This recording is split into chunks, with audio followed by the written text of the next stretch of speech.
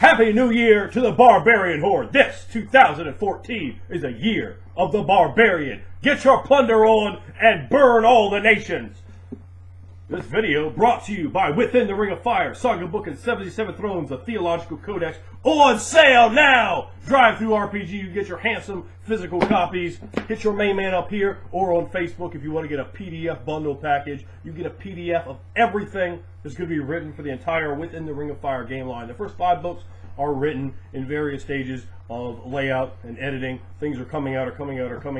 Also make sure to check out Theater of the Mind magazine, and you can get your first issue of Theater of the Mind magazine for free if you pick up that PDF bundle copy as well. Now, we're going to talk about feat tax in Dungeons & Dragons. We're going to talk about this idea that I find most strange, most peculiar, in that, and this is how it's been explained to me. I got to tell you, this feat tax idea, I don't know. I'm trying to think if I've ever heard of it before I started getting involved in the YouTube community. I never was much for posting on RPG boards and so forth. Generally, they're full of people that have no idea what they're talking about. I mean, just to shoot for a minute. So I hadn't been exposed to a lot of the nonsense, fortunately. But the idea, as it's been put forward to me, is this: you pay for these feats that are completely optimal, that everyone has to take, that everyone uses, that everyone always takes for X, Y, or Z character class, and that's a tax on your character using up your precious, your important feats. And to me, that's a bizarre idea. It almost doesn't compute. Obviously, if you think that way, you have a sort of a base gut idea of power gaming in you, and a function over form style in you. You have that, because I never would have seen that. That never would have occurred to me. I would have looked at some feats and go, "Oh boy, those are people use those so much. I'm not interested in those feats." That doesn't mean I can't find other feats that are interesting, that are valid, that help build my concept, that help build my fighting strategy or my skill strategy. You know, if I'm like, okay, I want to make the greatest perfume maker in the world, I'm like, okay, I get the skill focus, take this skill over here, boom, boom, boom, boom, boom, and we build it up, right? If I want to play someone who's great with a polearm, I took that idea. I said, man, I've never seen anybody use a polearm really as a weapon in D&D 3.5. Now, I'm sure plenty of people have out there, but in the groups I've played in, you very rarely see somebody use a polearm as that main weapon. And I rarely don't want to use a polearm. I love polearms, and they have so many of them. It's just great. So going through, I said, oh, if I took this, and this, yeah, these feats look like they would make a good workable style to simulate the fact that my character is really good at using a polearm. And they're just feats that, you know, just laying there in the garbage bin of feats, things I've never seen anyone use before, and I put them together. They worked great. The character, in fact, they worked too well. I was like, oh god, I accidentally made the character a little too powerful. And that's not what I like to do. You know, I like to have a character, you know, with some fire, but not, you know, really potent. You know, so that sort of idea. If you take improved initiative, because that's so great. You take cleave or power attack or whatever. I've never taken cleave or power attack, and I like to play warriors more than other classes generally.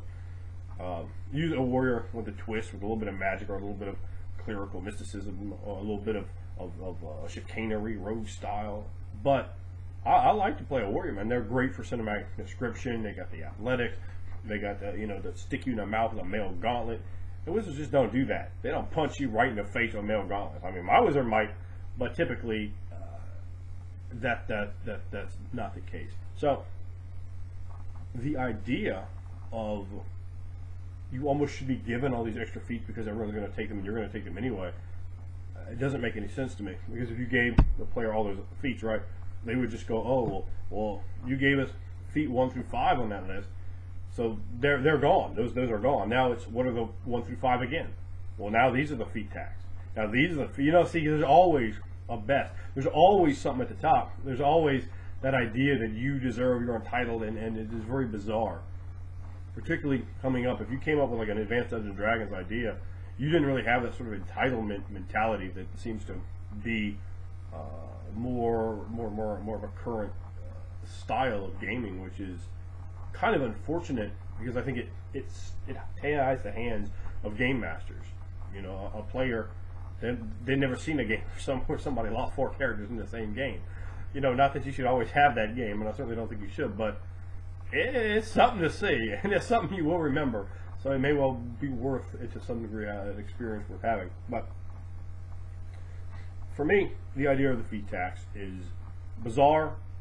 The concept of taking feats that everyone takes is just dumb. I mean, if everyone's going left, well, immediately you should go right. Oh, nobody plays Dwarven Sorcerers.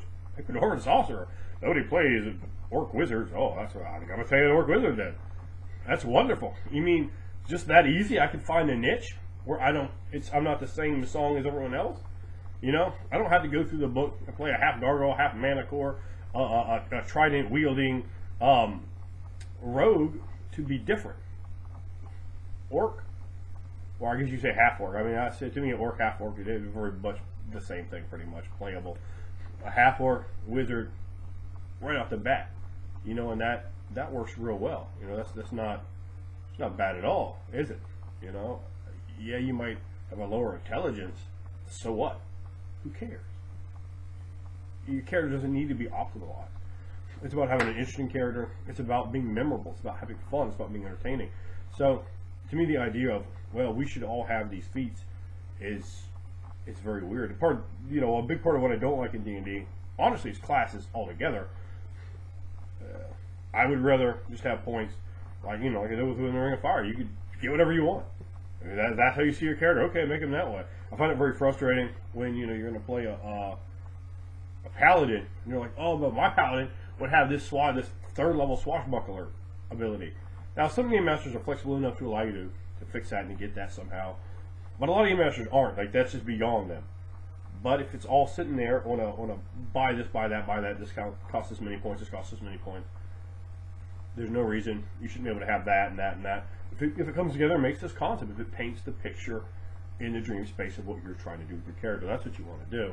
So, by that idea, I find the whole notion of feat tax completely bizarre.